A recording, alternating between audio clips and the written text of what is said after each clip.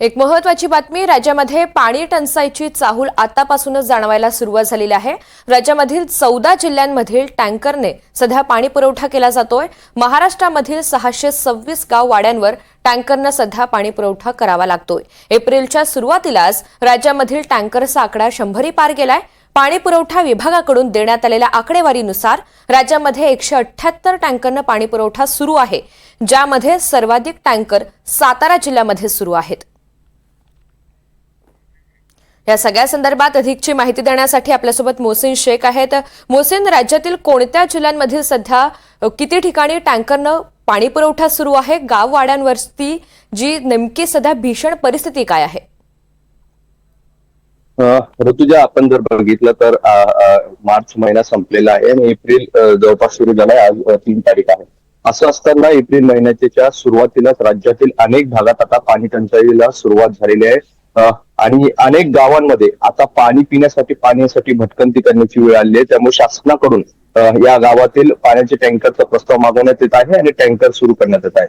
राज्याची आकडेवारी ही 100 पार गेली आहे। एप्रिल महिन्याच्या सुरुवातीला 626 असे गाव आणि वाड्या आहेत जिथे आता सध्या टँकरने पाणी पुरवठा केलेला जात आहे आणि रोज हा आकडा झपाट्याने वाढताना आपल्याला पाहायला मिळतोय।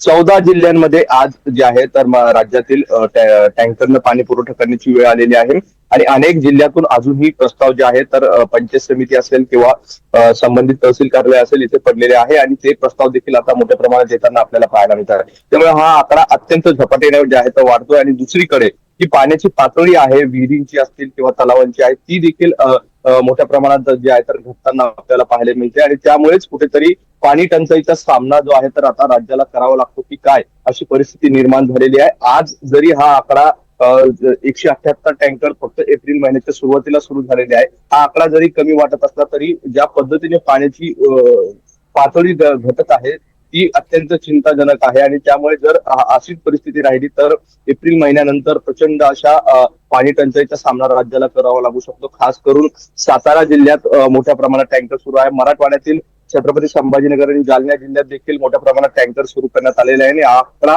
जो आहे तर दिवसेंदिवस जे आहे तर वाढत चाललेला आहे। धरणांची पाण्याची स्थिती जर आपण बघितली तर राज्यातील मोठे 31-38 असे धरणं आहेत ज्यात फक्त 46% पाणीसाठा राहिलेला आहे आणि हा पाणीसाठा अत्यंत झपाट्याने कमी होतोय। ज्या पद्धतीने उन्हाचा पारा वाढतोय आणि त्यामुळे जे आहे तर पाण्याचं बाष्पीभवन देखील त्याच वेगाने होतोय आणि त्यामुळे पाण्याचं बाष्पीभवन वाढल्यामुळे पाणी साठा जो आहे तर अत्यंत वेगाने कमी होतोय। त्यामुळे ही सगळी परिस्थिती चिंताजनक आहे। आता संभाजीनगर मधील आपण जर विचार केला तर अनेक ठिकाणी गावांमध्ये आता भीषण असं पाणी टंचाईचा सामना गावकऱ्यांना आणि तांड्यावर करावा लागतोय। गावकऱ्यांकडून मागणी केली जाते की आमच्या गावात टँकर सुरू करा, मात्र शासकीय प्रणाली पाहता किंवा त्यांची गती पाहता याला उशीर लागतोय असा देखील आरोप होतोय। त्यामुळे मराठवाडा असेल किंवा राज्यातील हे जे 14 जिल्हे आहेत जिथे टँकर सुरू आहे इथे आता पाणी टंचाईचा सामना करावा लागतो आणि एप्रिल महिन्यात जर अशी परिस्थिती असेल तर पुढील काळात राज्याला भीषण पाणी टंचाईचा सामना करावा लागू शकतो। अगदी, आणि पुढील धोका पाहता आतापासूनच त्याचं प्रशासनाकडून नियोजन होणं अत्यंत गरजेचं आहे। धन्यवाद सविस्तर माहितीसाठी।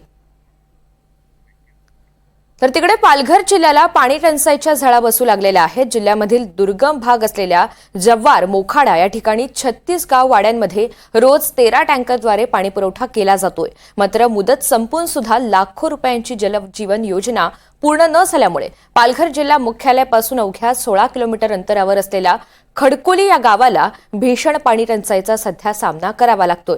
या जिल्ह्यामधील जव्हार, मोखाडा, विक्रमगड, डहाणू, तलासरी या तालुक्यांमधल्या दुर्गम भागामधील नागरिक रस्ते, पाणी, आरोग्य अशा मूलभूत सेवा सुविधांसाठी वंचित आजही आहेत। आजही जव्हार, मोखाडा या ठिकाणी नागरिकांना पाणी टंचाईचा मोठा सामना करावा लागतोय। 36 गाव वाड्यांमध्ये रोज 13 टँकरद्वारे पाणी पुरवठा केला जातोय।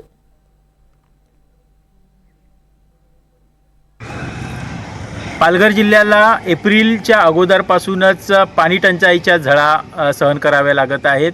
मी आता पालघर तालुक्यातल्या वसरे खडकोली या गावात आहे। खडकोली गावामध्ये आपण पाहू शकता विहिरीने अक्षरशः तळ गाठलेला आहे आणि या विहिरीतून तळातून या ज्या महिला भगिनी आहेत त्या पाणी काढत आहेत। दिवसाप्रमाणे रात्री देखील त्यांना हे पाणी काढावं लागतं आणि त्यांचा जे जीवनाचं उदरनिर्वाह तो करण्यासाठी दिवसभर त्यांना या विहिरीत जसं पाणी साचेल तसं यावं लागतं। आपल्यासोबत महिला आहेत, मावशी काय सांगाल? बोल. आम्हाला पाणी पाहिजे म्हणजे पाहिजे. आमच्या विहिरीत बघा येऊन ना, रात्रीचे आम्ही 12-1 वाजता 2 वाजता असा पाणी भरायचा ना, सकाळी उठून ना धंद्यालाच कसं जायचा. आम्हाला तर पाणी पाहिजेच. टाकीना पाणी सोडलं तर 8-10 दिवसांत आम्ही काय पाण्यावाचून मरायचं आहे का आम्हाला? 8-10 दिवसातून पाणी येतं. मग 8 दिवसांत पाणी येतं तर काय मरायचं आहे का? ना विहिरीत तर पाणी नाही. आमचा एवढा मोठा गाव आहे, गावाला पाणी पुरवठा आहे का? आमच्या मासवणचा पाणी मुंबईला गेला ना, आमच्या जवळ पाणी तर आम्हाला गावाला आमच्या खडकोलीला पाणीच नाही. नळ योजना तुमच्या गावात आहे, त्याचं काय झालंय? ते नळ दिलेत पण ते एक दिवशी पाणी सोडतात, दुसऱ्या दिवशी 2-3 दिवसातून सोडत नाही. आणि ते एक दिवसात सोडले तरी पुरत पण नाही आम्हाला पाणी पण. ती योजना तुमच्या जलजीवन योजनेतून काम सुरू आहे गेल्या 2 वर्षापासून. काय त्याचं पूर्ण नाही झालं का? ते आम्हाला पण नाही माहिती. पूर्ण झालं पण नाही. या ठिकाणी जलजीवन योजनेअंतर्गत देखील काम सुरू आहे. 2 वर्ष झालेले आहेत, मात्र त्या योजनेचं काम पूर्ण नाही. मात्र त्यामुळं जे ठेकेदार असतील किंवा प्रशासनाच्या जो दिरंगाईचा कारभार आहे, दप्तर दिरंगाई म्हणता येईल किंवा निर्ढावलेपणा म्हणता येईल, त्यामुळं या महिला भगिनींना रात्रभर जागून आणि दिवसा देखील उन्हात त्यांना हे पाणी भरावं लागतं आणि अक्षरशः पाण्यासाठी त्यांना वणवण करावी लागते.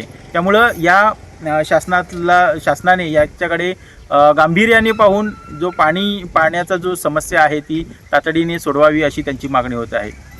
NDTV मराठीसाठी नावेद शेख सोबत मनोज सातवी, पालघर.